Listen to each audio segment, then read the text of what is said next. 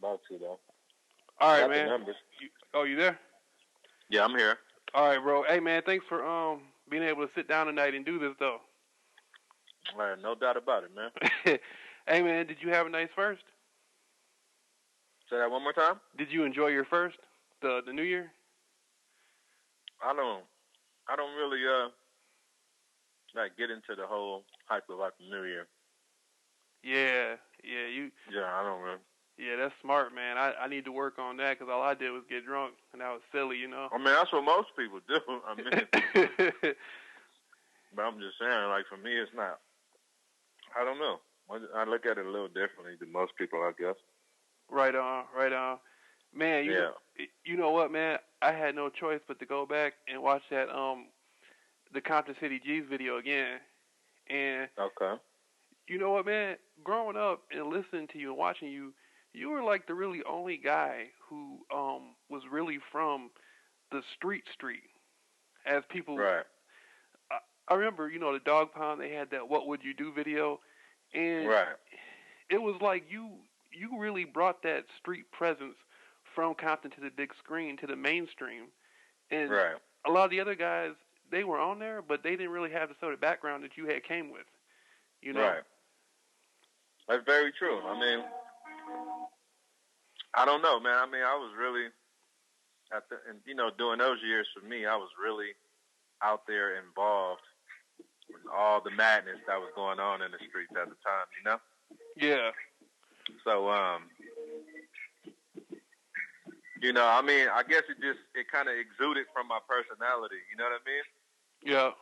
I think it just came out and everybody knew it. I mean, like people in LA that's from my age group or whatever, now you can go to any part of LA and kind of pretty much ask somebody about me and they can tell you like, yeah, like he be around here and I'm from Compton. You know what I mean? So back, to come from like my era, you can't just be known like where you're from. Like that's not enough. You got to hit all of LA, West LA, East LA, South LA. You know what I mean? Long Beach, Carson, Compton, Watts, South Central. Like you got to be everywhere. Like, and my reputation kind of preceded itself. Before the music thing. You know what I mean? So it is what it is. Yeah, and you said you had spent a lot of time in your life also in Watts, and isn't Watts kind of like a backyard of Compton in a way? Like I mean, both. I mean, they're the backyard of each other. You know what I'm saying? It's like they're twin cities basically for the most part. They right next to each other. So like the borderline is like just a street light. You know what I mean? Like I can be standing on one at the street light in Compton, and once I cross the street, it's Watts. It's like that. So Compton and Watts got a unique relationship. You know what I mean? Because for the most part, most people from Compton got family in Watts and vice versa. That's just the way it is. So Compton and Watts has just always been like close knit like that. Yeah, and a thing that a lot of people don't realize about Compton is you can grow up in Compton, and there's some people who might never leave Compton. They might live there. I talked to people who live there their whole life, and they never even been to the beach. That's true. Some people are like that. Like people get, people kind of like entrap themselves, through their own mentality. Like, this is okay. This is where I'm from. This is where my whole life is, and they feel like, for whatever reason that's how they're gonna live their life. But I was always the type of guy. Okay, I'm from Compton, but I'm gonna venture out. I'm gonna go see what's cracking in LA. You know what I mean? I'm gonna go over here and see what's cracking down on this side of town by Venice. Not only that, I'm gonna go. Yeah. I was gonna say, not only that, I saw recently you were doing tours in Europe. I mean, you. Yeah, that's new. I mean, since 2011, I think the first place I went was Japan. So after going to Japan, I think I went to Amsterdam. I went to Belgium. I went to a few places now. I think I've been in like 9 different countries so far. Right. So now that's what I'm doing now. I'm trying to make my round in other parts of the world, for the people who's been waiting for us for all this time, Because when Easy was alive, we didn't get a chance to do like a international tour. Right. So, you know, all our overseas fans, they just now, you know, 20-some years later, they just now getting to see, you know, even, and it's just been me. It ain't like, you know, Easy's dead. My brother's on parole. He can't go. A lot of the people that were on Ruthless at the time, they got their own lives, you know. Mm-hmm. So, you know, but I'm just taking the opportunity myself and still representing everybody else too, you know. And the opportunity is there for everybody, you know what I mean? Like, I don't like being the only person going, but I do, you know, I take the advantage of it because it's like, I'm not going to pass the opportunity up because everybody else can't come right now, you know what I mean? Exactly. So, exactly. Yeah. You know what? With the Death Row camp, when they were doing their thing, it seemed so different than what you guys were doing because a lot of really talented artists got pushed to the background in Death Row when Pac came to the scene. Absolutely true. Like, OFTB. Uh-huh. It seems like, he was on like a Tupac soundtrack to the movie Gang Related, and Right. he seemed to have been more talented than that. OFTB was a group. It was three guys in OFTB. Right. Operation from the Bottom, it was 3 dudes. So they were from Bunny Hunter, they from Watts. They were Bloods. I know them dudes, you know what I mean? But I mean, that's true. It happened. Big Stretch. Stretch was over there. Who else was over there, man? There was a lot of dudes over there that kind of got overshadowed. Even Tech Nine. Tech Nine, the rapper Tech Nine was on Death Row at one point. MC Hammer? Yeah. I mean, you know. Right. Yeah. But with you guys at Ruthless, I was watching on Arsenio Hall. I mean, Easy brought you guys. You guys were out there right on front stage. I mean, Ruthless kind of just did it wide open. It wasn't no, hidden department. It wasn't no hierarchy. Yeah. it was just kind of like if you're with it, you're with it. Pretty much. And then Easy wasn't. In his time too, he wasn't really just trying to focus just on gangster rap because he had like the At Band Clan, which is today will.i.am with the Black Eyed Peas. He had this group called Yo More and Marky. He had the guy Stefan. Stefan is still around. And these dudes was like, they were hip hop, but they had their own brand of hip hop, Mm-hmm. So he wasn't really just focused on gangster rap. You know what I'm saying? He was giving everybody like a shot. You know what I mean? He gave all type of people a shot at getting out there. Hoes with attitudes. You know what I mean? That's not gangster rap. Right. You know what I mean? Right. So he was just, he was like on some next level type of shit, man. He wasn't just focused on his genre of music. He was focused on music as a whole. He struck me as the type of guy who rapped just because he could. Like they said in the beginning, people had to kind of push him into being a rapper. He didn't really want to do it at first or something. I had heard that. I mean, he probably didn't, man. I mean, because naturally, no, he wasn't. You know what I mean? But I think that once he got a little taste of it, I think he started liking it after that. You know what I mean? Once he figured out like his voice was unique and that he can actually, lay a song, you know what I'm saying? A song that people would gravitate towards. I think once he seen that effect, because Boys in the Hood was an underground song before it ever went to mainstream. Mm-hmm. So as a little kid in Compton, I used to hear people play it. You know what I mean?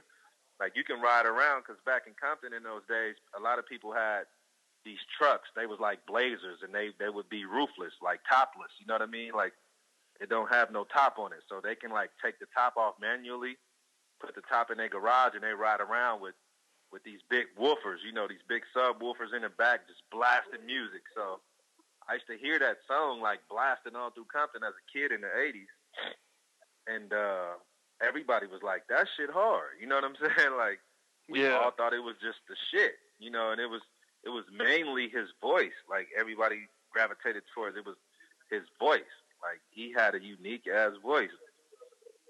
And that's like for me, besides Mixmaster Spade, King T, Tidy T, and all those guys, there's some other Compton pioneers too. Easy just kind of went mainstream before everybody else did. Right on, right on. And the whole legacy. One of the biggest things that's been hard for me to get a concept of is you guys are in Compton and you guys come from like Easy. You guys all come from sort of the Crip set, right? Right. And I heard Easy was from Kelly Park. Yeah. Pretty much, yeah. And when I talk to people from LA, it's so funny because I hear the word Crip, and then when I talk to people, sometimes people don't get along with each other. Like somebody That's true. Somebody will be like, he's from West 73rd and South Central, and he's from right over here in Long Beach, and we don't get along. It's hard for me coming from the Midwest to conceptualize it, but you guys can live on a street right next to somebody and still not get along. Absolutely. That's usually how it is. Like, because you know how they say that, they got all types of sayings, obviously, but one of them is keep your friends close, but keep your enemies closer, or something like that. Yeah, yeah. And then they always say too, like the person you're likely to be murdered by somebody that you're close to. Right? Yeah, that's very true. So, it's the same thing with gangbanging. It's like the people who are closest, the neighborhoods who are closest, are usually the ones who end up killing each other. Right. Because they're so close to each other. You know what I mean? Like in Compton, my neighborhood, all our enemies are like right around. Like it's everybody that's next door. You know what I'm saying? There's some few people down the street, down a ways where you got to drive maybe 3-4 minutes up, up Alondra. But I'm saying, like, most of our enemies is our neighbors. You know what I'm saying? And it's like that for all the gangs, really. Like, people beef with the people that's closest to them. Right. You know what I mean? And it's just the way it is, yeah. And that being so, was it difficult for Easy to kind of have so much? I mean, he had a lot of love from people from all over, such as you're from what I understand, you're from the Nutty side. And yeah. I talked to an older guy. He said he was from Boot Hill. Does that ring a bell? Yeah, Boot Hill was the original. Boot Hill was like the original Compton, the first Compton Crips ever. Right. You know what I mean? And then from Boot Hill came the Grandies, and then all the Compton Crips stemmed from this one gang. You know what I mean? Everybody just basically went out and branched off and started their own gang individually for whatever reason that they chose to do it. But that's my neighborhood. Is that we originated all the Compton Crips, like. And exactly, and that's kind of coming from the legacy of the Panthers a little bit. You think? Definitely, all of it. I mean, gangs, period, come from that because they wasn't in the beginning. The gangs weren't necessarily what they are today. Mm-hmm. Because the Panthers had what they had going. They was fighting injustice and all these different things, and they had other little splinter groups. In the Crips were called the Baby Cribs back at that time. They were like they was basically saying we're the Panthers' children, like we're the offspring of the Panthers, basically. And what happened was, how the media always get involved and write up stories, you know what I mean? And then we have the COINTELPRO mindset before COINTELPRO. They were always trying to figure out ways to disband and dismantle things that black people had going on anyway. Mm-hmm. So they wrote it up in the LA Times, and they put Crip instead of Crib. You know what I mean? And then people in the media took that and they, just started running with it. And so the term kind of stuck, and people just kind of ran with the term like, fuck it. Well, they call us Crips. Well, we Crips then. You know what I mean? And I think they were kind of playing on the way people walked back then. You know how the gangsters walk with that little, with the little bop. Yeah. The real deep walking is kind of like like a crippled person, basically. And I think they were trying to, like, slander them, some type of way. And the shit just stuck. And people ran with it. And then when Raymond Washington and people like that, when they came, they transformed the mentality, the Panther mentality, which was supposed to be like a black thing, and they transformed it into some gangster shit. You know what I'm saying? And then, it went from being pro-black and, self-help to some, okay, this our neighborhood. We're going to control what's going on this side of town. And we're going to we're going to walk on the other side of town and see if, if these motherfuckers is tough like us, you know what I'm saying? So it went to some other shit. Like it went way into some. It went kind of left, to be real. Yeah, do you think that rumor? There's always been a rumor saying the CRIP could have stand for Community Revolution and Progress. I remember I was asking you that last time, and you were in Walmart or something, and the phone cut out. But oh yeah. Yeah. I mean, that's what that's what people say, man. Because I mean, even still, even with the gang thing transforming from the pro-black thing, thing like that, I think they still tried to make it mean something. Mm-hmm. So I think that term might, I don't know exactly where that term originated from, but it's possible. You know what I'm saying? I ain't gonna say that it doesn't, but I don't really know for sure. And then the term blood's supposed to have a meaning too, but I don't really know. Right. I really don't know. Yeah. One thing about you, man, you guys, I remember when I saw that thing of you at the golf course. You guys over there in L.A., man, over there, well, in Compton, you're from Compton, Watts. Over here in the Midwest, like Michigan, where I am, Detroit, Chicago, areas like that. I'm from Muskegon, but sort of the big cities where we're at, people grow up and they fight and they slap box and stuff for fun. You guys don't do that. You guys actually just go 1-on-1 or 3-on-1. No, we used to do all of that. We've done it all. Right. You know what I mean? Don't get it twisted. We used to slap box and all that shit. All that shit really kind of went out the window when after guns and shit came involved, came in the picture with us down in the city. People still do, kids still kind of grow up like that, but like motherfuckers get too serious down our way now. You know what I mean? Yeah. Like before, it used to be that way. You used to be able to have a fight. You can get jumped by a gang and get stumped out, kicked in the face, hit with a bat. But you might get your arm broke, your nose broke, your head busted, but you gonna live, And then when the guns came, all that type of shit just kind of went out the window. Mm-hmm. Like nowadays, you can get into a fight inside of a concert or a club. It'll start off as a fight, and motherfuckers gonna fight their ass off. But once everybody get outside and get to their cars, then motherfuckers got guns in the car. Right. You know what I'm saying? Like, yeah. So it's like, it's that type of thing now. You know what I'm saying? That whole mentality, don't nobody want to lose no more. You know what I mean? You think it's calmed down a little bit since your era? Because you grew up when it was really cracking back in the 80s. Yeah, it calmed down a lot. I mean, it's still crazy. It's still crazy. Motherfuckers are still, plotting evil and doing it. Right. But it's definitely calmed down a lot. Hell yeah. Because during my era, it was always go. It was go all the time. You know what I mean? It wasn't really no break period. Like, it was just constantly.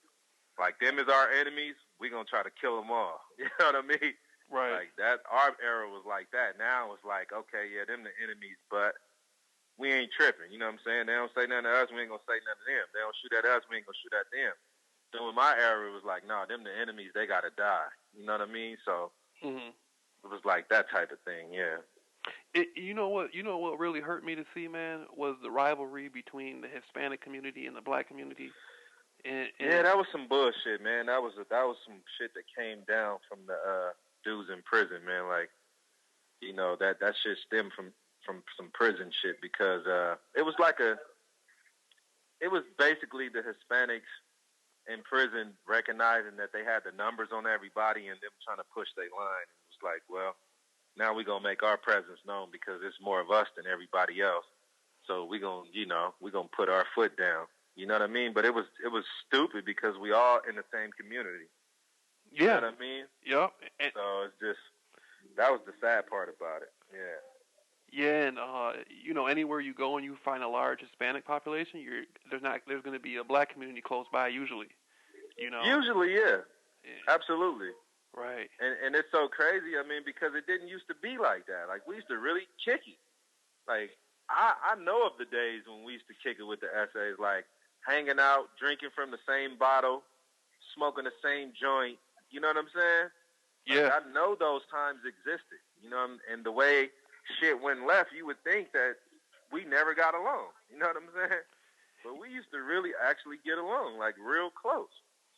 Right. There's even some black gangs that have their gang is the South, like the Grape Street Watch. They have Southside Grape Street Watch. Mm-hmm. Then it's another black gang called Nut Hood Watch. They have Southside Nut Hood Watch. It's the same gang, but they have a black unit and a Hispanic unit. Right. You know what I mean? So that lets you know that the shit wasn't always the way it was, because if you really hated another black, you're not gonna claim a South Side of his hood. Like, come on now. So, it was never that hate came from some other shit. Mm-hmm. You know what I mean? Yeah. It's just unfortunate, man. Like, we all the same people, man. Yeah. At the end of the day, we all getting a bad rap. The police want to put us all in jail. We all struggling to survive in America. What sense would it make to kill each other? Exactly. Unless we doing what the powers that be want us to do. Mm-hmm. Like, what the fuck? I don't know. Hey, man, BG, you had opportunities to make it on other labels too. You told me before how the Banging on Wax thing. You had Banging on Wax. Jermaine Dupri entertained the idea of signing me back then too. When I went to Atlanta for the first time with E, we was in a club, and this is when he had the Brat in her beginning stages and shit like that. And a lot of people try to deal with me, outside of Eric. They try to snatch me from him. Mm-hmm. Even Suge tried to sneak up under me, or get people that he knew that can come around. Dudes from the blue side. Try to get them to slide contracts to me and shit, and all type of shit. So, I definitely had that opportunity. Isn't Suge from Compton? I had heard that. I don't know if that's... Yeah, he from Compton. Suge from Compton. He from out the blood side of Compton, though. Yeah. Pyru. Mm-hmm. You know what, man? And I never met the man in person. I never been around him, so I'm not going to say, if he had confronted me with a few guys, I'm pretty sure I'd be intimidated as hell. You know what I mean? But... Yeah, I mean, Suge had a lot of, I mean, I ain't going to put his business out there, but Suge, the people Suge rolled with, it wasn't no joke. I ain't going to say it was him per se, but he had some people around him, that was known for being about that life, Right. And hell yeah, But, I mean, you don't be stupid, don't be scary, but at the same time, be smart about what the fuck you do when you fucking with that dude. Right on. And other than Easy, I mean, you and Drace are only the only people I know of that actually really went up against death row. Yeah, I mean, everybody else didn't want that problem. You know what I mean? That's how we already kind of knew, and Suge knew too. Like, everybody knew that. Like, my neighborhood don't play that shit. You know what I mean? Like, everybody can say what they want, and yeah, everybody can die, everybody can shoot, everybody can kill. But we was actually doing it. Right. You know what I mean? And on a large scale, and everybody knew. So, motherfuckers knew that if they came fucking with us, it was going to really be a bad thing to do. Yeah. You know what I mean? Suge knew that. I think my hood in Compton at that time was the loudest thing. Like, boy, didn't nobody really want that problem with us. You know what I mean? We was a bunch of young niggas with a lot of energy, and people knew that shit. So motherfuckers would rather be up under us than to have conflict with us. You know what I mean? Yeah, and it was like pretty real shit. And it was very intense. At that time, like when I saw the DPG Killer, the video you came out with, I could see the rivalry strong, like on your faces. I can tell, man. You guys were doing a video, but there was some heat there. Oh yeah, come on, man. Yeah. Come on, man. We don't, There's one thing. I mean, like right now when I look back in hindsight, man, like I really laugh about a lot of shit, and I'm kind of grateful that I survived those times. I'm grateful that I survived those times, man. I'm grateful that, I didn't get away with everything that I was doing. I had to go and learn and get disciplined for some of the stuff that I did. I'm grateful for all those experiences, man. But just when I look back on it, man, I just be thinking like, fuck, why can't I have been smarter than that in those times? You know what I'm saying? Because the smart thing would have been to sit down with those dudes, even back then. You know what I'm saying? Sit down, because we was all young black men, man, trying to really better our lives, better our situation in life. That's really what we was really trying to do. And I didn't know Snoop Dogg. I didn't know Dr. Dre. I didn't know Daz. I didn't know Corrupt. I didn't know those guys. So why would I have a problem with them? You know what I mean? So that whole thing, I was taken up because E put me on. So I took up his beef. The same thing Snoop Dogg did with Dr. Dre. He didn't know fucking Easy. You know what I'm saying?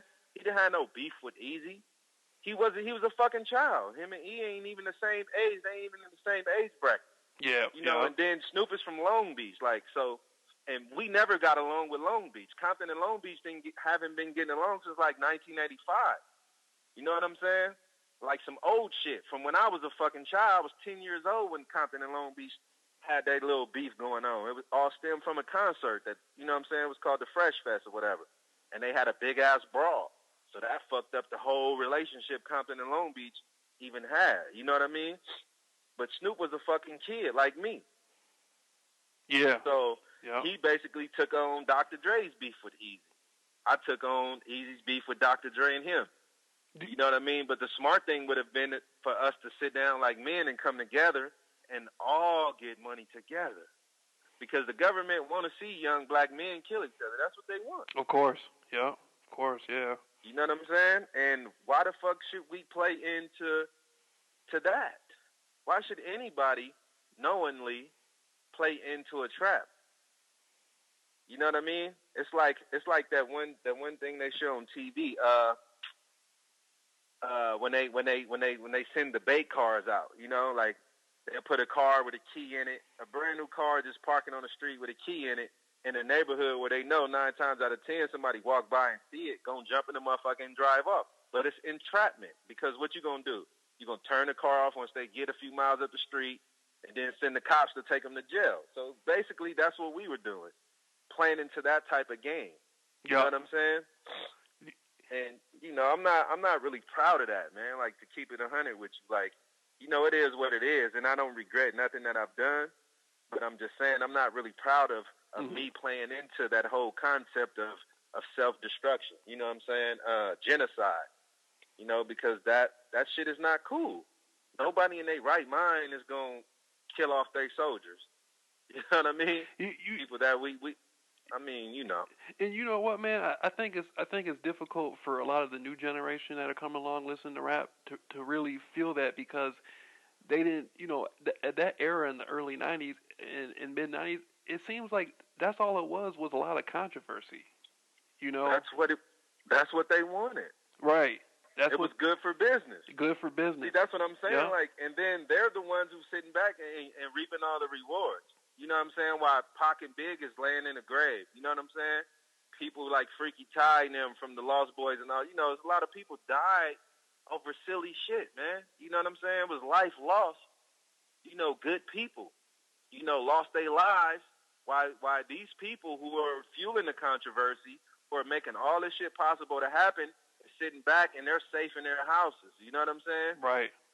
And that shit is not cool, man. It's kind of funny to me how Dre now says that him and Easy were talking a couple weeks before Easy's death about possibly getting back together. Man, Dre talked to E all the time. E could call Dre anytime he wanted, man. Them dudes live right down the street from each other in Calabasas, bro.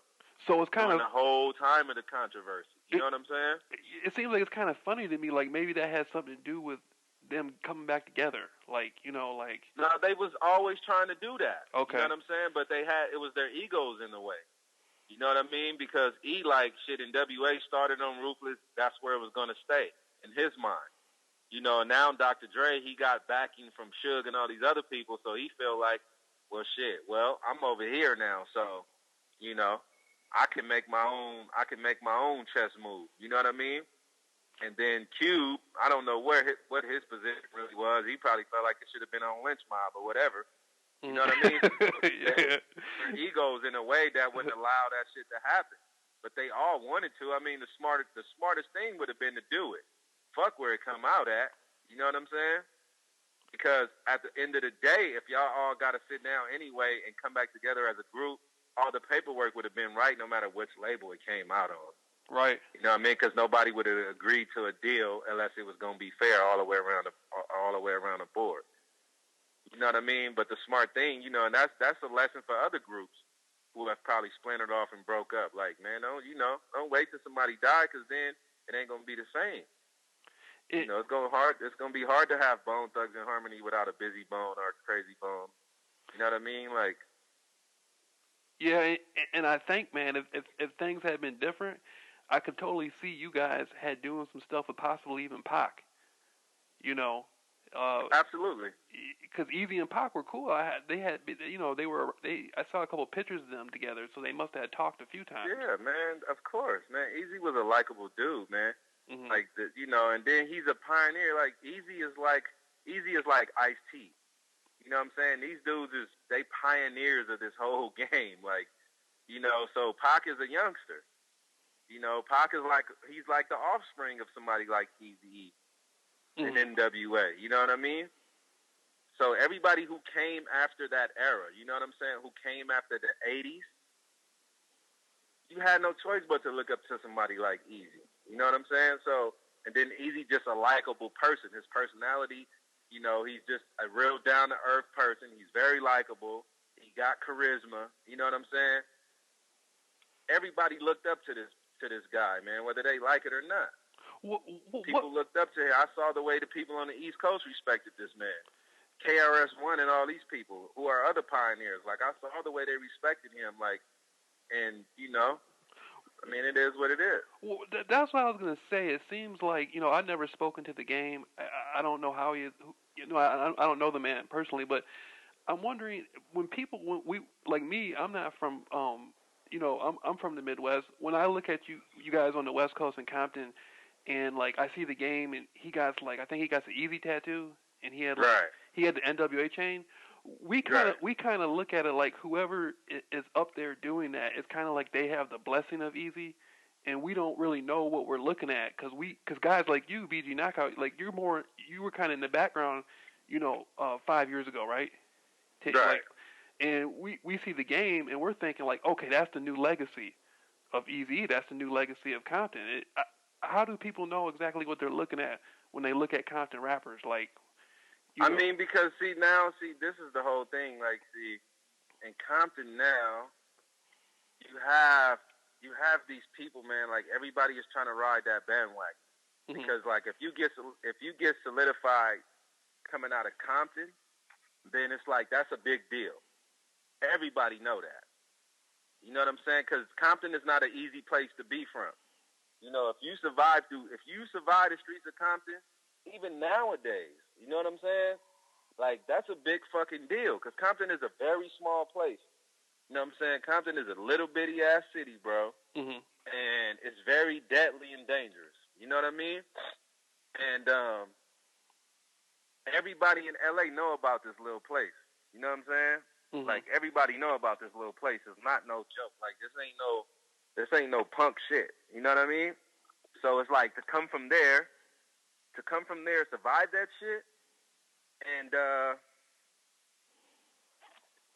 then you come out in the music and then have everybody to respect you and all this shit. Like, that's a big fucking deal. Yeah. You know what I mean? So you get people like The Game. You get all these people. There's a few people now that's trying to claim it. Like, trying to claim Compton. Tyga at one point was trying to claim Compton. Oh, shit. Oh, bro. I did some crazy shit right now. Hey, let me call you right back. Can you call me right back in like 2 minutes? Yeah, bro. All right, thank you.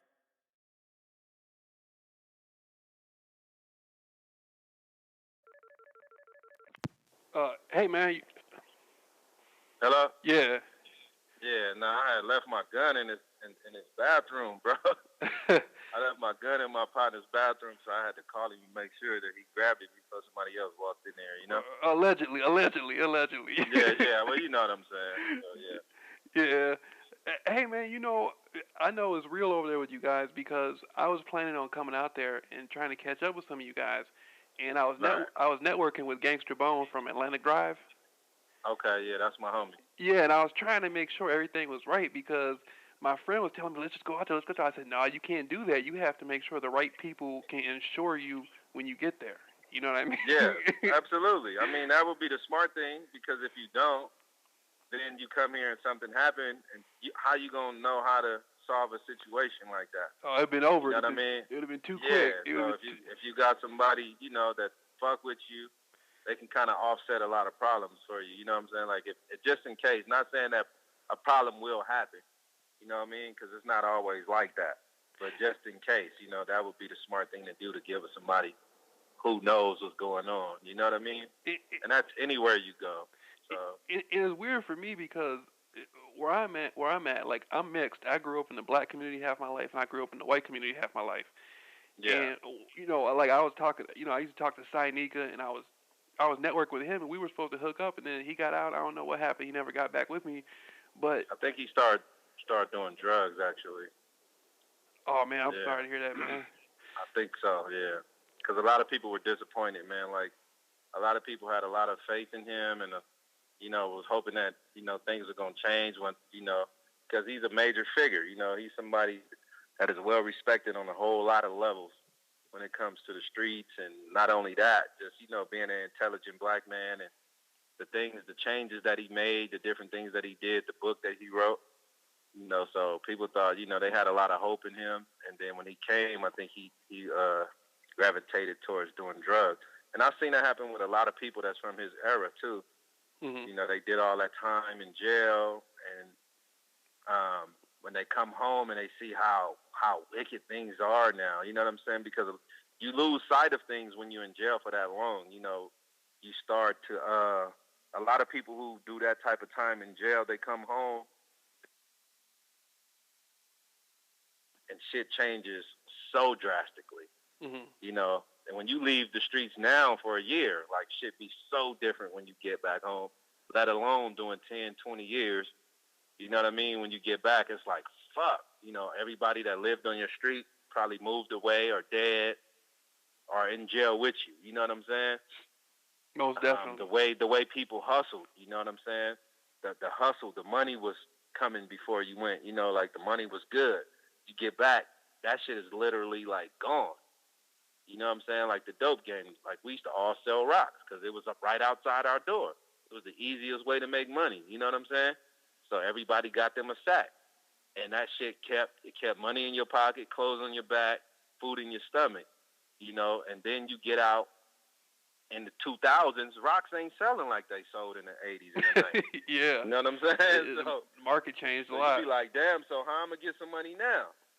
And you just got out from doing all that time, so you don't want to really risk your freedom like that, by doing no robberies or doing some crazy shit. So Mm-hmm. it's like, fuck, and then you come home, don't nobody give you nothing. You know what I mean? So that, for some people that do time like them, that should be like a super, it'd be like a major thing that goes on inside their psychology, man. And they end up gravitating towards drugs, like, for whatever reason. I don't know, man. It's the craziest shit.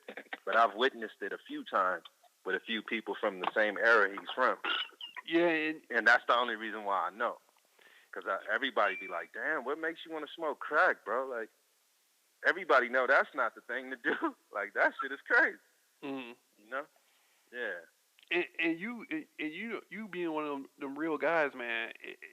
You guys haven't grown up in that era.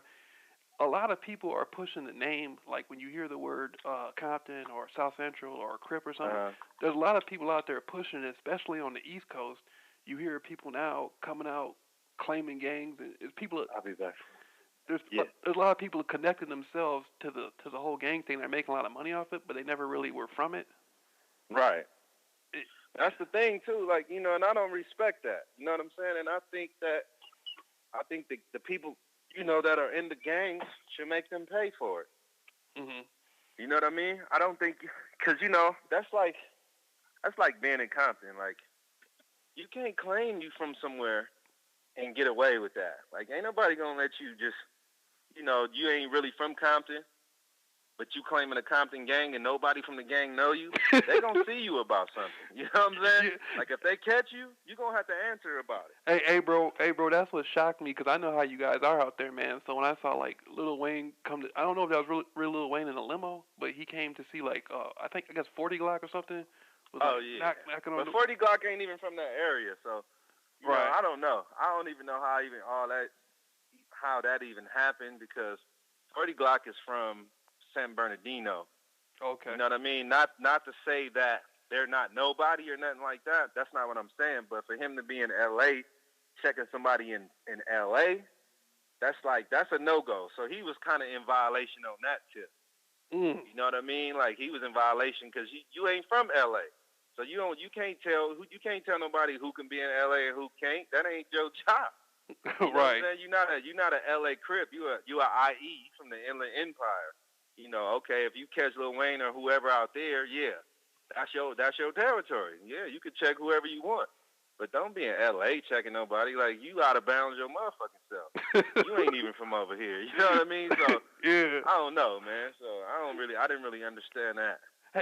Hey, man, I saw you on that one tape. I think it was like, I hope I'm not wrong, but I think it was Spider Loc, and they had like Big Face. Yeah, that's the homie. Yeah, they had Big Face 100 on there with that dude, that light-skinned dude. Yeah, when he got knocked out, yeah. Hey, man, I was tripped out. I heard you on the tape. You were like, I would have shot it right on the camera if that had been me. Oh, yeah. Hell yeah, man, please. Either he was going to have to beat my ass, because ain't nobody finna sock me and I'm finna run from him, or none of that. Like, that shit ain't going to never happen. And then either he was going to have to beat me down to the ground, or he was going to die on that camera. Like, seriously, like, no real, like, man, come on. Yeah, that ain't gonna never happen. Yeah, that ain't you, bro. Hey, but I think he should at least got a record deal, don't you think? Big Face 100. You think he should have like? I mean, being the game man, his brother, man, he should have. You know, come on, man. His sister rap, his brother and his sister rap, and then his other brother was my homie from my neighborhood. You know, his daddy is from my hood. His other brother, who died, you know, back in the '90s or whatever, was from my neighborhood. And then, surviving brother and sister, they spit, and you don't even got them on one song. You don't got them on a skit. You don't got them on a hook. Like, I don't understand that, bro. You know what I mean? Yeah. It's hard for me to respect shit like that. Yeah, that's your fucking flesh and blood, man. No matter, people fall out with their family, don't get me wrong, but you don't starve your family out when you got the opportunity to put them in a better position. Like I don't get it, bro. I don't get it. Yeah, that's just something I don't understand. And it seems like a lot of people just gotta make their own way a lot of times. Like I saw, OG Suicide. Yeah, that's the homie. That's like my family right there. Okay, yeah. Yeah, Suicide is like family to me. You know what I'm saying? He grew up with my sisters and my other brother, rest in peace. So, yeah, Suicide is like family. Yeah, no doubt about it. Yeah, I had heard I didn't know how long he was rapping. It looked like he had been rapping a while. Yeah, he's been around for a long, long time. Yeah. Yeah. Is there as long as any of us? So was this sort of shocking to these people when you blew up? I mean, you just came, when you were growing up, and I remember you were still in high school, isn't it? When you were in the music. Yeah. I mean, it was just like that particular thing, the way it happened with me and my brother. It's there was nothing nobody could have predicted. You know what I'm saying? Because it kind of just happened. It was all based off a reputation. You know what I'm saying? Like my brother, really, it probably was more so him than me. But my brother was in California Youth Authority. You know what I'm saying? And everybody, usually the young thugs and knuckleheads, who start gangbanging early like we do, they end up having to go through Youth Authority because, all the shit that they get into. You know what I'm saying? So everybody from L.A., from all the way from San Diego to Oakland is going to end up in Youth Authority in California. You know what I'm saying? The young gangbangers are going to end up in there. So my brother spending 5 years in there and having the talent that he did, that shit kind of proceeded. You know what I'm saying? It resonated from in there to the street. So everybody that was getting out was talking about Drayster, like Dre from Nutty, like that nigga hard. Like people like he could sing, he could rap. That nigga hard as fuck. Like he be doing talent shows and that motherfucker. Like so, like this was the reputation that he had. You know what I'm saying? And once he came home, there was one of my homeboys named Big D. He actually got killed like some years ago. But anyway, he came home. He told his uncle, or his uncle was a ball and dope dealer from L.A. This is one of Eazy's closest friends. You know what I'm saying? Mm-hmm. So he started telling his uncle about my brother. Like, man, that nigga Drayster finna get out. That nigga hard. You might want to go holler at him. You know what I'm saying? Because his uncle was thinking about starting to get into business now. You know what I'm saying? So when my brother came home, they found out where we lived at. Him and another one of our homeboys that, that's older than us, of course, like around Eazy's age, that, they grew up together, and he was a dope dealer baller from the street. And they put up on my block and was like, yeah, man, we heard y'all rapping now. We was like, yeah, we rap. I was like, just let us hear something. So we spit for them or whatever. And we knew these niggas had money, you know what I'm saying? Like, we know these dudes. Like, so they was like, okay, well, y'all want to go to the studio? Like, be here tomorrow if y'all want to go fuck with the studio. But they didn't tell you we was going to fuck with Eazy-E or nobody. You know what I'm saying? So when they came, they took us to the studio. I wasn't there the first time. My brother was, but he came back home bragging about being in the studio with Eazy-E. And I'm like, what? Like, for real, you bullshit. He like, man, this nigga started playing songs for me. I'm like, oh, hell no. You know what I mean? Eazy is somebody we all idolize, you know what I'm saying? Coming from Compton anyway. Compton and Watts, period. So, and it kind of just happened like that for us, Yeah. It was nothing nobody could have predicted, you know what I'm saying? Well, you know what, man? There's something about you that you manifested that into your life. Like, that didn't happen by chance, man. Like, something pulled, you know what I mean? Yeah, definitely. I mean, because I wanted it. Like, I was really hungry. You know what I'm saying? My brother was in youth authority and all that. I was on the street, but I was going to, like L.A. had a bunch of little different outlets back in those days. Like, we got a lot of rappers from L.A. who never really make it on the big stage like that, mm-hmm. but who are respected in the hip-hop circles because, they can go bar for bar with the best of them. You know what I mean? So L.A. had always had these little places that they allowed people to come and showcase their talent. It wasn't like no big thing. It wasn't like it was like no big budget type of deal or anything like that. Some of the shit was hole in the wall. You know what I'm saying? It'd just be you, a speaker, and a mic. You know what I mean? And a bunch of motherfuckers looking at you like, what you gonna do? You know what I mean? But I would always make my rounds to these places. You know what I'm saying? Because I was really like, fuck that. This is what I wanted to really do. So I would end up at these places. I would end up with, I'm a little thug gangster rapper. I'm in here with straight hip-hop motherfuckers who using big words and all type of shit. But I'm right there like, shit, well, y'all gonna hear my side, too. You know what I mean? So I was everywhere. Like, yeah, for real. I was everywhere trying to get on, man. I used to call people. I used to look in back of motherfuckers' tapes and shit like that, see who they management was, and they would have their phone numbers. I would rap on their motherfucking, on their voicemails, all type of shit. Like, I was trying all type of shit to get on. Like, I'm like, fuck that. Oh, like, so I can do it. You were pushing. This wasn't just something that just came. Like, you were already pushing hard. Yeah, I was pushing. Yeah, I was pushing for sure. Like, there's one guy who owned the apartments that me and my family lived in, me and my brothers and my mom and everybody. He was a cop. Like, you know what I'm saying? Like, outside of him being a apartment complex owner, he was a fucking cop. But he was Tone Loc's cousin. You remember Tone Loc? Yeah. Yeah, it was Tone Loc's cousin. So Tone Loc used to always be in L.A. at Prince Club. The singer Prince. The Grand Slam, right?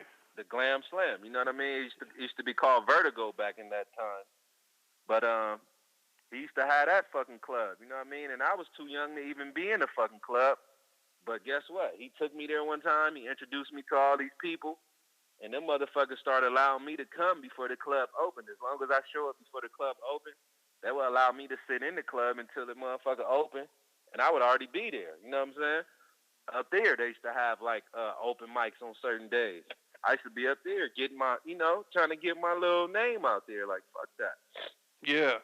So, yeah, I was everywhere trying to get on for sure. Hey, BG, did you ever come across Baby Lane? I heard Baby Lane was rapping before. That was my best friend. Nah, he didn't. Baby Lane wasn't no rapper. Oh, he wasn't? Nah. They got a YouTube video on there. He had started a label, though, but he wasn't no rapper. Oh, okay. He probably would clown and fuck around, but nah, that ain't nothing he wanted to do. He wanted to like run a label. He did want to do that, but he wasn't no rapper for sure. You know what, man? That never made sense to me. How they tried to say they said Pac died and they tried to put it on him. That never added up to me to begin with.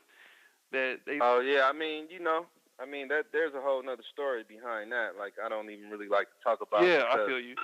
That shit still affects his family today. Like his mother is still pissed off about what transpired behind that, and his uncle telling the whole little story about I don't know if you know about that part, but his uncle supposedly went to the supposedly was going to jail for a case, and in order to get out of the case, kind of confessed the whole story about what happened that night that Pac died out here in Las Vegas. Damn. And kind of said that his nephew was the one who pulled the trigger, which is Baby Lane. You know what I mean? So, I know the real story because that was my best friend. You know what I'm saying? He came to my house the next day after all that shit happened and told me that shit early in the morning. But I don't necessarily like to get into it because I respect my homie, whether he's dead or alive. I still respect him. And I never put him out there in no type of bad way. You know what I mean? And that's just real. Man, you be out there, man. You know all these people, huh? Like all the people. That's what I'm telling you about LA. There's no way you can be from LA and be somebody, you know what I'm saying, in the streets and not know these people. Right. There's just no way. There's no way. So that's why people don't respect Snoop and all these other dudes on that type of level, because we know they wasn't out there like that. We was out there. And if you was out there, we would have seen you. You know what I'm saying? Yeah. We would know who you are. You know what I'm saying? There's other legends, like myself and other people that's from the street. They don't rap, but we know who they are. You know what I'm saying? They ain't rappers, but we know exactly who they are. And they know who we are. You know what I mean? You come across a dude I saw him on YouTube, Jamal. They call him Samson. Where he from? The big OG dude that used to be with Tookie and stuff. Big Jamal or whatever. Jamal or Jameel or whatever like that. Jameel, yeah, of course. Right. He I saw him on YouTube and he was out there saying that they owe him money or something. Like he was talking about some movie or something that came out, but oh yeah, I know exactly what you're talking about. Yeah. Yeah, I know what you're talking about. A few of those guys are still around, like Barefoot Pookie. Barefoot Pookie, yeah. They still be hanging out. Hey man, you think that beef? It was kind of like a beef between Lil Kiki Loco, the Knots, and Banging on Wax people. The Knots was at the time in the early '90s. The Knots were on their tape saying that the Banging on Wax people were wrong for being on the same tapes with people that wore red. And it was kind of like was that like? I mean, people could say what they want, man. Yeah. Like seriously, people could say what they want, but you can't really make no other man. Like anybody that got any kind of balls in their draws, you can't really tell them who they can be with or who they can rap to or rap with. And you can't dictate nobody. Like, I mean, LA ain't like that. You know what I'm saying? Chicago, all these other places, they have this little thing where they have to go through the people that's higher up than them and all that. Yeah. LA, that shit is over with. You know what I'm saying? Like, we don't play that shit down our way. So if you allow another man to tell you who you can rap with and who you can't, then that's your fault. Yeah. You know what I'm saying? That's really your fault. Like, and you got to live with that. You know what I'm saying? But me, personally, can't nobody tell me who I can rap with, who I can't rap with, who I can talk to. Like, get the fuck away from me.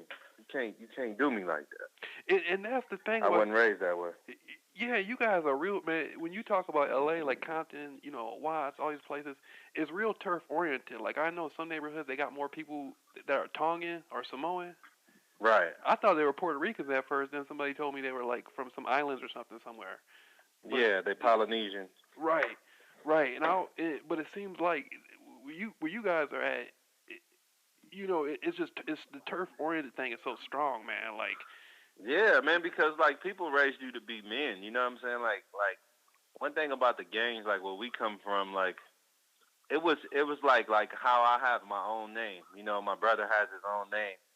Everybody in my family besides one of my uncles, we all have our own individual name because we was raised to be men, individuals. You know what I'm saying? And not saying like like people didn't raise us to respect our elders and respect our OGs and stuff like that. No, I'm not saying that, but to be an individual yourself. You know what I'm saying? Don't always, you know, not that you disrespect your OGs, but you don't just follow behind somebody just because they older than you, or don't let just because somebody's an OG, don't let them just run over you and just do you or treat you any kind of way. You know what I'm saying? And that creates manhood within yourself. So not really necessarily letting another man dictate how you operate and run your life. You know what I'm saying? Okay, so the codes of the street, there are certain things that are common amongst everybody. No snitching. You know what I'm saying? Never run out on your homie. You know what I mean? Never back down from conflict. All these different types of things, right? But then there's another thing too, where you don't allow nobody to disrespect you. Your G homie, your big brother, nobody. You know what I mean? Because once you allow one person to do it, then another person gonna feel like they can do it. Right. You know what I mean? And then it's just gonna, it's gonna be out of control. So for us, we always stand up for ourselves, no matter what. I don't give a fuck if it's 10 dudes outside that's calling me out to fight. I got to fight all 10 of them. You know what I mean? And that's just the way it is. That's why LA is the way LA is, because we don't allow that shit. Like, no, can't nobody put no fear in my heart. I don't give a fuck how big you is. I don't care how big your muscles is, how tall you are, how hard you punch. You're going to have to punch. You're going to have to do all that shit to me. Like, you're going to have to use the muscles. You're going to have to use that hard-ass punch and knock me out, because I ain't running from you. Yeah. You know what I mean? And that's how you get your respect. Hey man, You know? I gotta get some of your juice, because I thought some people were trying to shoot me. I was hiding in the house in my mom's house for like 2 weeks. Cause I swear to God, I swear to God, man. Hey man, I was in the house for like damn near a month, man. I thought some people were they were just fucking with me, but I thought they were trying to kill me, right? And I was hiding inside the house, because I've been shot at before, but it's so tripped out, because it's so much adrenaline you get when you get Yeah, I got shot before. That shit is not fun, man. Yeah. I gotta, man, because I don't be scared to fight people, man, but I thought these people were trying to kill me, man. I was scared as hell, man. Anybody that if somebody's trying to kill you, it's not gonna be a fun thing for you. Yeah. You know what I'm saying? If you feel that way, so don't take it twisted. And you can't be stupid. Just because people are gangsters and all that, I mean, they don't want to die. You know what I'm saying? They don't want to feel no bullets in their body or get shot or hurt. You know what I mean? So it's not to be a foolish person and to run into a hell of bullets or nothing, like, just kill me. You know what I mean? Like, that's a foolish thing to do. The smart thing would be, if somebody's trying to kill you, you know what I'm saying, to put yourself in a position to where you can defend yourself. You know what I mean? Mm-hmm. And that ain't got nothing to do with being scary or nothing like that. You know what I'm saying? You don't allow somebody to kill you. Like, come on now. Yeah. You try to get them first. You know what I'm saying? I know what you're talking about, man. It's in a general sense, because when I see LA, like, that city Lenox, is a small city called Lenox. Yeah, definitely. Yeah. I remember I walked to the store up there to buy a beer, and I could kind of see it. They have a lot of cholos out there. And they were looking at me. Now, I'm mixed, but I can kind of pass as Hispanic at some time if I have my hair short. And they were kind of looking at me like, like, where are you from? What are you doing here? I can kind of see they had that tough look. They were waiting for me to challenge them so they could, like, come at me. You know what I mean?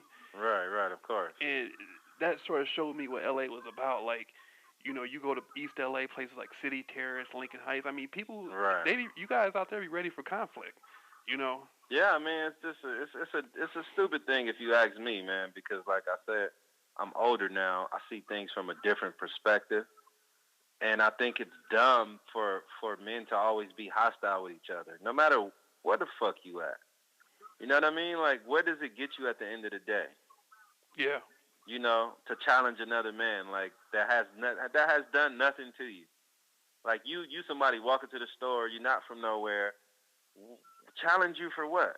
Right. That's a foolish mentality. You know what I'm saying? Like, that's what I can appreciate about traveling now. Like, people in other places don't even have to deal with that. They don't even know what that's like. Yeah. You know what I mean? Like, they don't even have a clue about these different types of mentalities. They be like, You tell them stories and they be like, what?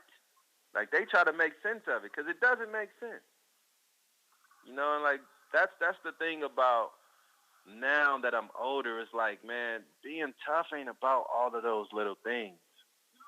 You know what I mean? It's not about all these little nuances that we have in LA and elsewhere. Like, it's really stupid because it brings more drama into your community than help it. It's like everybody would tell you from a gang that they love their hood, but they probably destroyed their hood more than helped it. You understand what I'm saying? Yeah, with the By negativity. selling drugs, with all the negativity. You know what I'm saying? Shooting. Probably done shot some innocent people. Probably got bullet holes in your neighbor's house. You know what I'm saying? Like, that's more you destroying it. So how do you really love something if you hurting it? And you know what I mean? It's backwards in a lot of senses. You know what I mean? Exactly, man. And I remember I was listening to there was a dude, I forget his name. He was from South Central. I think Bunchy Carter. Yeah, definitely. He was like he was trying to form the LA Black Panther chapter. Mhm. And and they were doing positive things like trying to feed the children and do things like that. And right. And it seems like when they got rid of all the guys like him, the leader type people, that's sort of when the negativity really came into the that's what usually happens. Right. You know what I'm saying? And then they allow that to fester. They allow negativity to fester because honestly, right now, if they wanted to stop gangs in LA, they really could. Mhm. You know what I mean? But they want it that way. They want conflict to be in these areas. You know what I'm saying? Where people are already having it hard as it is. Because one thing you got to think about, they would be hard to have gangs in places where poverty is not so rampant. It would be hard to make a gang in these type of places where everybody is full, everybody going to school. They going to school, they're not hungry, they not worried about what's going to happen when they get out of school. They ain't worried about, oh, I got to catch a bus over through these neighborhoods. You know what I mean? Like all these different type of things that you have to worry about when you come from the inner city. You might have to go to school hungry. Some people in high school don't even get lunch money for school. Can you imagine being 17 years old and you can't buy nothing at nutrition time at school? Yeah, that's horrible. That's fucking horrible. Yeah. But that's the reality of the inner city where I come from. So it's easy for a person like that to gravitate towards a gang when they see these dudes over here, they gang banging, but they making money. They selling crack. So if I go join them, I can get me a sack and stand on the block and make some money. You know what I mean? Yeah, and then that those type of situations create the atmosphere. And the amazing thing is, you can be from a place like Compton or South Central, and it's not that far away. I mean, a place like Beverly Hills really isn't that far away. It's 10 minutes away. Yeah, and everybody gets, some of these people, they get out of college. I mean, they get out of high school. Some of them get like a brand new Ferrari or something. Some of the they come from they come from money. You know what I'm saying? Yeah. These people come from money, so they don't even know what it's like, man, to starve. They don't know what it's like to be thirsty. They don't know what it's like to go to school and not have everybody laugh at you because you don't have new clothes for the new school year. You know what I'm saying? Like they don't know that.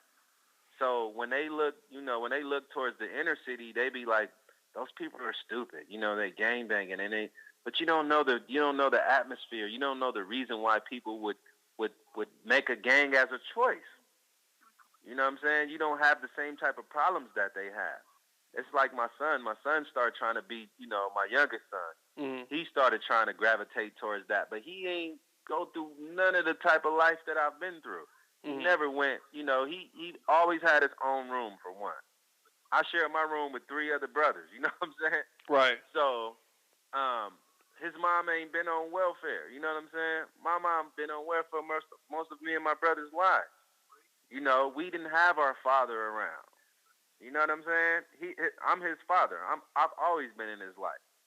Other the time when I was in prison, but he got me. I'm accessible to him all the time. You know what I mean? He ain't never starved. You know what I'm saying? He ain't never went without eating. He never went without water, lights, electricity, clothes. Like all the things that me and my brothers experienced coming up. You know, so what makes you want to gravitate towards gang life Yeah. Well, hey when man. you don't got none of those experiences? Like for us, it was different. You know, we know what poverty feels like. We used to get those blocks of cheese and all that shit.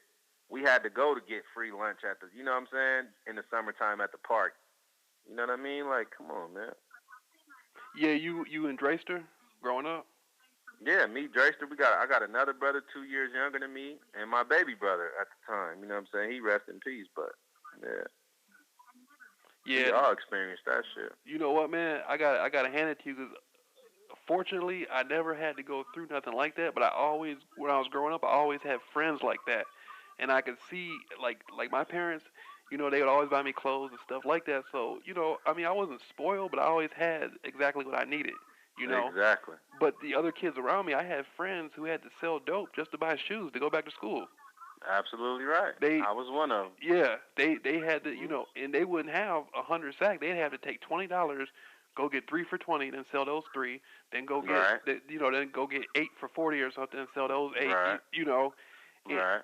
and it was tripped out watching that because they had to work 3 and 4 times harder than me just to get through life. Absolutely right. Absolutely right. And that's what people don't understand, man. And that's like, it's easy for people to point the finger at. It's like right now, like I'm older now, so I see things differently, like I've been saying. So, and it's like it's a lot of things about where I come from and the things that I've even done and been through in my life now that I think is so silly to me. Like right now, when I see young people that's gangbanging now, and I just think like, damn, y'all didn't watch our generations and see all the bullshit we went through. Like, what makes you want to go through that? Like, we lost a gang of our friends that we grew up with.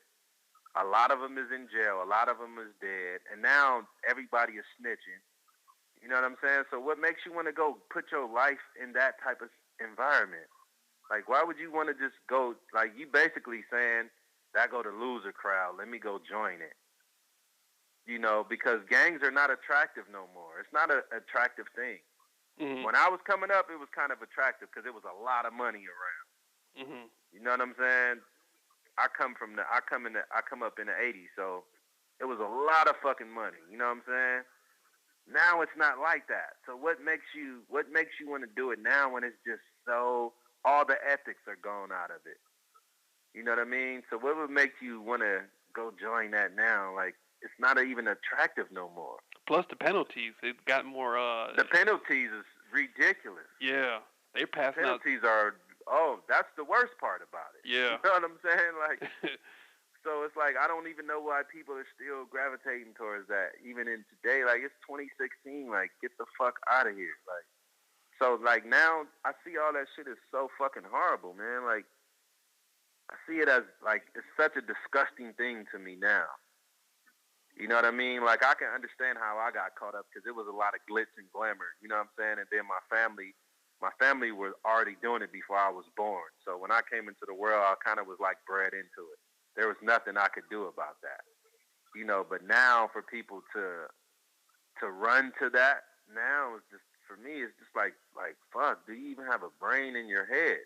Because it's so ugly. You know what, man? You're the first rapper I've got to sit down and talk to and actually hear that somebody who's come from the level you're at to say that, because a lot of the guys on the East Coast and down South, they're claiming to be Bloods and Crips, and they never were, but they're promoting the image and selling it to youngsters and making millions off it. Right, and that's a shame. It's really shameful to me, bro. Because it's like it's like kind of how I see, like, I kind of compare it to how the nation, if you heard of the Nation of Islam. Okay, so the Nation of Islam was created in the 40s initially, right? Mm-hmm. And we all know how black people had it in that time. You know what I'm saying? So the nation was created to kind of offset black people having a lack of self-esteem for themselves and to give them some kind of dignity for themselves and to do for themselves this and that. You know what I mean? Yeah. And so at that time, okay, there's a justification for the nation at that time, even though the core, they say that they're Muslims, right? Mm-hmm. Their beliefs is totally opposite from what real Muslims believe. You know, but at that time, okay, we can make an argument for the 40s, the 50s, even the 60s.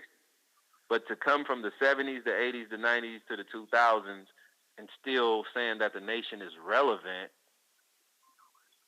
when it doesn't even have the same belief system as the real Muslims, and for you to still be preaching that today, to me, in my opinion, not the part about having, you know, black people having self-esteem and doing for themselves. All that's all good. That always be relevant to the end of time, if you ask me. Mm-hmm. But to say that, you know, for them not to come into mainstream Islam after all this time is kind of ridiculous to me. And for anybody to go and join that group is kind of ridiculous. So I compare that the same way I do with people that's running to gangs now, because there's no excuse for it no more. Because gangs, you know, even though, like I said, there's good things in it, you know, teaching you to be a man, teaching you, you know, self-respect, teaching you to, you know, not let people run over you, and you know, and just to have brotherly love, because gangs, you know, it's like being in a fraternity. You know what I'm saying? Everybody that's from your gang, you're supposed to love and care about and help, and you know what I'm saying, and just respect. So it's some good things about it, but I'm saying, like, nowadays, all that is gone. Like, people from the same gang kill each other. They do it all the time now. Yeah. You know what I mean? Yeah. They do it all the time. Like, it's so out of control. Red Rum was huh? I'll say, you know who you ever heard of Red Rum? Yeah, of course. Yeah. Yeah, Red Rum was on the internet talking about how all the he was saying that a group, the Pyru group and the Blood group were killing each other. It's been that way for a long time. Right. It's been that way for all the Crips. Like, even during my era, all my enemies was really mainly Crips. Mm-hmm. I mean, the Bloods is a given. You know, blue and red, okay, that's a given. But we wasn't concentrating on killing Bloods. We was concentrating on killing other Crips. You understand what I'm saying? Yeah. Like, that's how twisted it everything has gotten. Like, it's that fucking backwards. But when you're so deep in it, you don't even think like that. You understand what I'm saying? Like, you don't even understand. Like, you really just killing yourself. You might as well just hang yourself, really. You know what I mean? And to join a gang nowadays is basically what you're doing. You basically committing slow suicide. Yeah. Because you're going to get put in a situation where you're going to be compromised. You know what I'm saying? You can get shot and killed. And for what? You can end up in jail with a life sentence. And for what? You know what I'm saying? Exactly. You can end up killing an innocent person. And for what? For what? And there's more options available today. There's way more options available today. Yeah. Way more. You can go to college on the internet now. You can go. Exactly. Yeah. Come on. You know what I mean? So, I don't know, man. Yeah, and I know Malcolm, I think in Malcolm's era, he started to embrace the the original version of Islam. Absolutely, because he didn't really know at that time. Right. He didn't really know because they wasn't, the way the nation was, they got this thing, you know, and that's the thing about organized anything, you know, because they teach you not to question the leadership. Mm-hmm. So Malcolm was not going to question Elijah Muhammad. He was not going to question the people who was his leaders. So what Elijah did back in those days, he wouldn't allow them to read a Quran. He didn't let them read that. He wanted to dictate to him what was in the book. So if more people back then would have got a Quran and read it for themselves, they would have known that all the stuff that Elijah was telling them was a lie. They would have known it already. But because they got this thing to where you don't question leadership, they just kind of like obeyed. You know what I'm saying? Yeah. But most people would have seen that most of that shit was a lie. And and there's a lot of peace that comes with Islam because people have in their mind that people who are Muslims are usually hostile, but a lot of the people I've met seem to be very peaceful type people. There's nothing, man. You know, it's easy to say that when you've made people hostile. You know what I'm saying? Yeah. Like, you go get people hostile and riled up, and then once they do get riled up and become hostile, then you want to say, look at these people. But, no, Islam doesn't make people that way. You know what I'm saying? Islam, it really brings a lot of calmness and tranquility to the individual when they practice it properly. You know what I mean? And it only makes you want to do good. Islam ain't never made me want to do nothing crazy. You know what I mean? Because it teaches you to fear God. Like, you're supposed to fear God more than man. Right. You know what I mean? So, and God only wants us to do good. He only wants us to promote things that are good for us. You know, for us to kill an animal without a just cause in Islam is bad, let alone a fucking human being. You understand what I'm saying? Oh, yeah. Like, you're not even supposed to go hunting in Islam unless you're doing it because you need food. So to go hunting for a sport in Islam is it's a blatant sin. To just go and shoot animals just because you got a rifle, and you know what I mean? Like, come on. So you can't even do that to animals. So what that tells you about human life? You understand what I'm saying? And that's the thing about the West. Over here, we've been like sort of trained that human life doesn't mean much anymore. You know? Because they've shown it over and over and over. You know what I'm saying? The way this country was created. You know, they exterminated a whole bunch of human life in order to get this continent. Yeah. You know what I mean? So, you know, these people are the most hypocritical people that I've ever seen, and it's probably because I'm right here with them. But, you know, they'll do all the crazy shit. It was like, I was watching the president of the union, the last president of the union speech from Obama, and he basically said that when you come after Americans, we're going to come after you, and we're going to kill you. That's a gang mentality. You know what I'm saying? Yeah, it is. Yeah. You know what I mean? But then they'll take us to jail for having that kind of mentality, though. You know, they're banging, huh? So, yeah, like, come on, bro. So, you know, these people, they'll tell you, you know, they'll promote one thing, but they'll do it at the same time. They'll say this is bad, but they'll be doing it in the meanwhile. But because we're not them, when we do it, we're wrong. Mm-hmm. You know what I mean? Like, you know. Do you think that's America? Do you think because back in the day you didn't see the white culture seem to be doing a lot better in the middle class? Now when you look at the white culture, you're seeing more drug addicts, more crackheads. Things like people in the middle class white culture seems to be falling apart compared to what. I mean, yeah.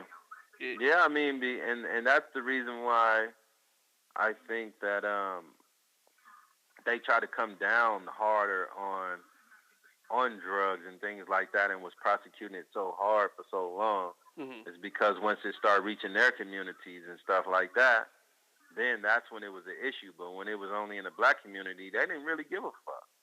Right. It was like, smoke all the dope you want. You know what I mean? But when it started, you know, it's never an issue what goes on in this country until it reached their community. Yeah. Like, when it reached their community, that's when they start losing it. They start making all this policy against it and shit like that. You know what, man? I'm gonna tell you how sneaky white people are, right?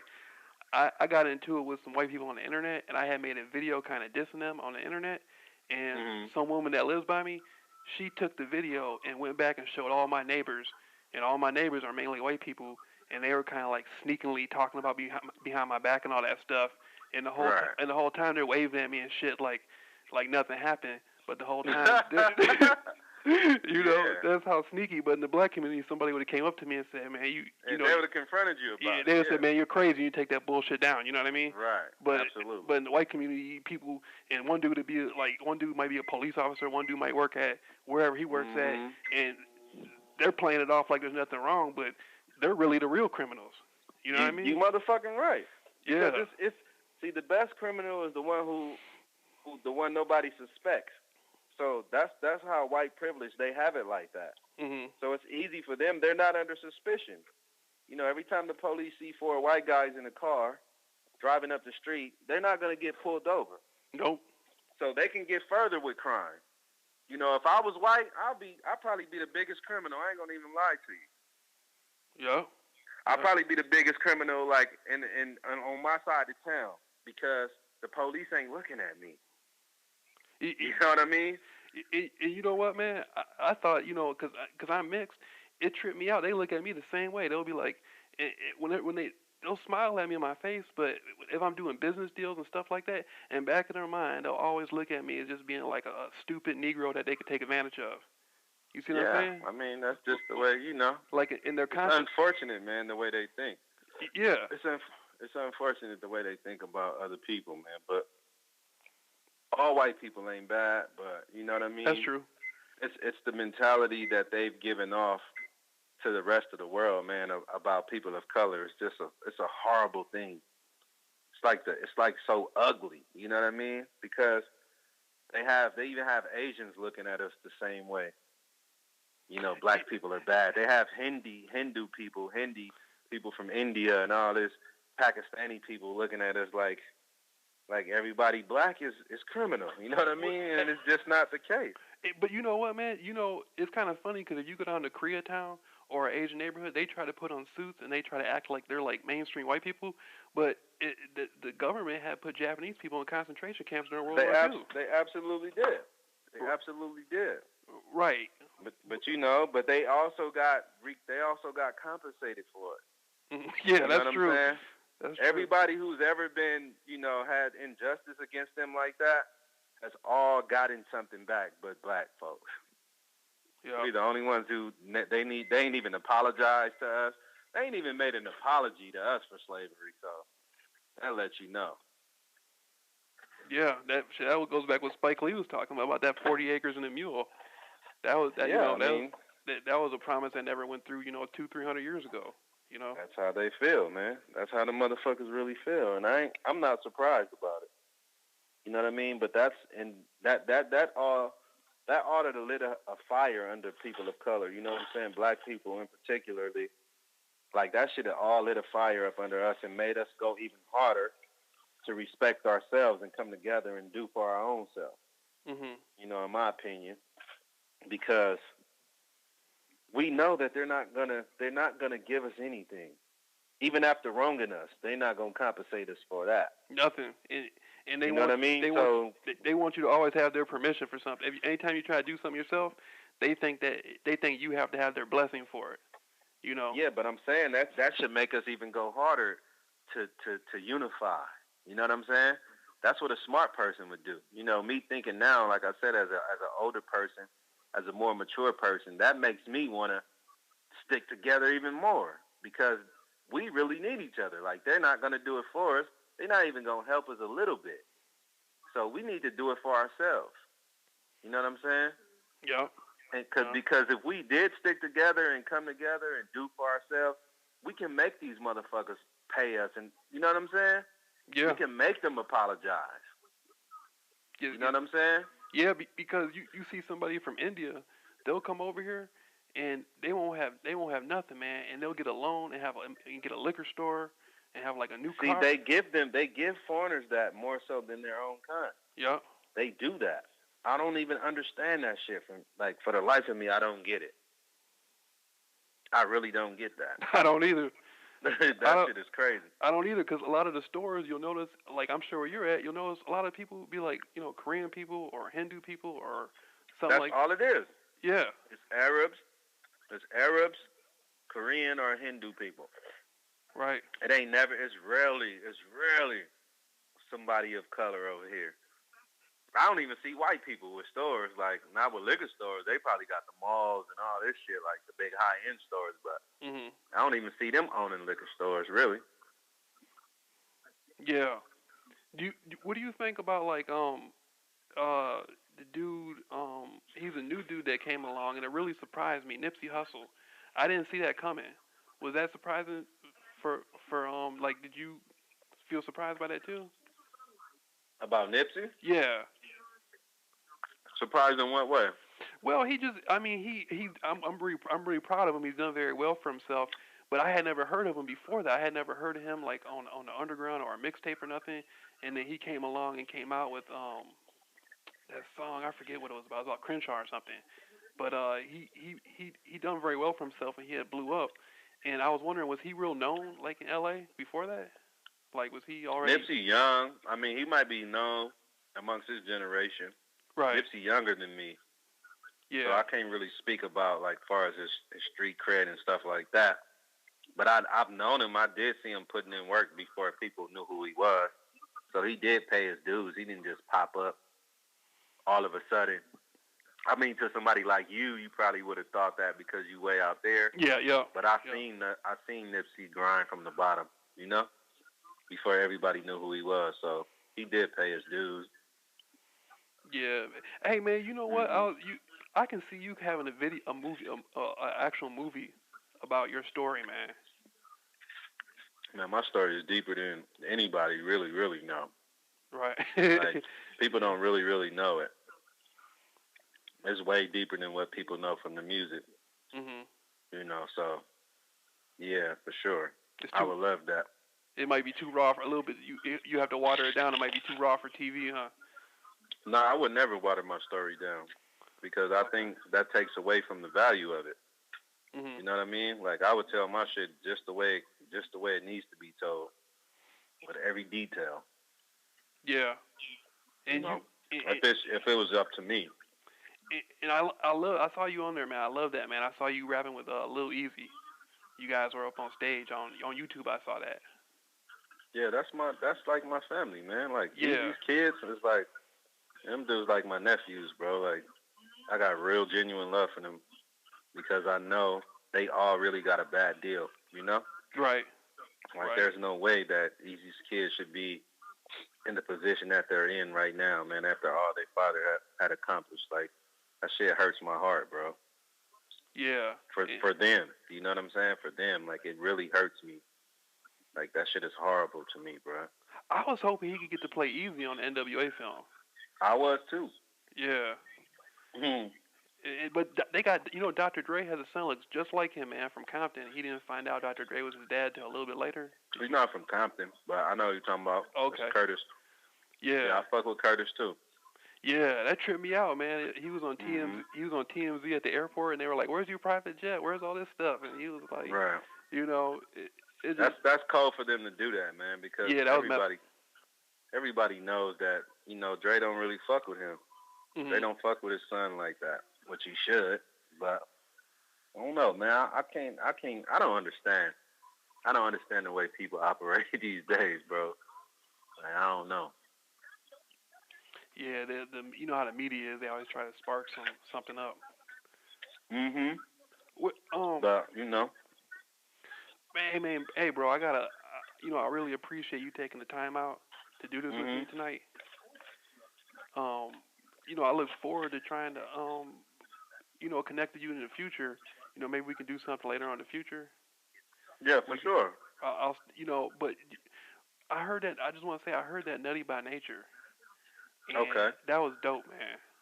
I appreciate it. That was dope. Do you have anything like do you have any thing you want to say to people to so they can connect to you further when they hear? Because some people might not know. Because I do a lot of conspiracy stuff, and so a lot of people might be sort of like they never really heard you before.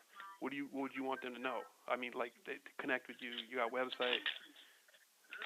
Basically, I mean, everybody can follow me on all my social networks, like BG Knockout on it's BG Knockout _ on Twitter, on what is it? Damn, something that should be eluding me. On Facebook or on Facebook, Hassan Ben Hinton is one of my Facebooks. BG Nation is another one, and then I have what is it called? Fuck, what is this? Let me see this shit. Hold on. Yeah, Instagram. Instagram is bgknock.out. So people can follow me there, man. Like, I talk to my fans for the most part. People ask me questions all the time about this and that or whatever, and I usually interact with people. But all my music is on iTunes. Mm-hmm. Real Brothers, the first album that me and my brother did. All the things we did with Eazy-E is on iTunes. Real Motherfucking G's. Gangsta Beat for the Street, old school shit. All that shit is on iTunes. And then I have Eazy-E's Protege is my solo project. That's on iTunes. Nutty by Nature, my solo project, is on iTunes. I have a couple of group collaborations, Block Boys and STLA. All that shit is on iTunes. So if people want to, get a dose of some real raw West Coast music, it's definitely there for people to listen to. And then I also want people to understand, too, that music is for entertainment purposes. Like, don't take the shit literally. If you hear somebody talking some gangster shit, and you're a kid or a young person, don't go out and try to be a thug too. Take it for what it is, man. Use it as entertainment. Listen to it. Bob your head, have fun, but don't take it to try to imitate it. Because I don't do music for people to try to imitate what I do. Or imitate the lyrics in the music. You know what I'm saying? It's for entertainment purposes only, and let it stay there. Let the music stay right there on the record. You know what I mean? Don't try to go out and start a gang or join a gang. Like, that shit is stupid to me. You know what I mean? People don't make music for you to go and try to imitate the lyrics. Like, they're basically telling you their story, or they're relating to you something that you probably didn't know about. You know what I mean? So, right. That would be my advice to people, man. Take it for entertainment. You know what I'm saying? Because definitely I'm not, I come from out of the gang life, all of that. I've been in prison for 10 years. I've been shot. All these different things, but I don't want that to happen to nobody else just because it happened to me. You know what I'm saying? I'm not out there doing drive-bys in 2016. Yeah, sometimes I do roll with my gun and all that, and that's only because sometimes I still be in hostile environments and, shit like that. But other than that, I'm not out here gang banging. I don't got my pants sagging off my ass. I ain't got blue rags everywhere out of all my back pockets. You know what I mean? Like, I don't live my life like that. Like, I'm a man. I'm trying to be an entrepreneur, and I'm just trying to live life, live and let live. You know what I'm saying? Like, I want better things for me and my family. So that's what I'm on. You know what I mean? And that's what I would hope that any young person, no matter what color, where they come from, would want for themselves. You know what I'm saying? Live and let live, man. Like, when you watch a movie, when you watch Terminator, you watch all these different movies that you see, the Avengers, you ain't finna go and try to fly through the sky or, you know what I mean? It's a fucking movie. It's entertainment. Music is the same thing, so that would be my advice to people. Hey, man, that was wonderful, man. I gotta say, I've never heard anybody who coming from the level you're on rap actually say something like that. And so that that's pretty strong, man. And your name's written in stone. I mean, they can, you most of the things people rap about, you actually lived. Absolutely. And so, hey, man, before we go, I just want to ask, do you have any? Is there any unreleased music out there of you guys from back in the day? I'm sure it is, bro. Yeah. Like, I've been hearing certain shit like just popping up here and there, but yeah, I'm sure it is, man. Yeah. I'm sure it's a lot of it too, and I can't tell you right offhand like exactly what it is and titles and shit like that, because usually when we kicked it back in the day, it would be just on some chilling shit. You know what I'm saying? Like, we would be in the studio. The studio would be like having a trap or something in the hood. Mm-hmm. Like a house that everybody come to and kick it at. It's usually like that. So there's a lot of times we were high, we were drunk. You know what I mean? And we probably recorded songs and just fucking didn't remember because we ain't heard it in all these years. Yeah. You know what I mean? So I'm sure it's some shit over there somewhere.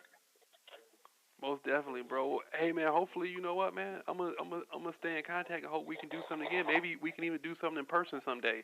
Yeah, whatever, man. Like, you're a cool dude, man. I respect you. You've always been respectable about the way the way you got at me and asked me to even do this. So definitely, man, I got a lot of respect for you, and I'll be looking forward to working with you in the future.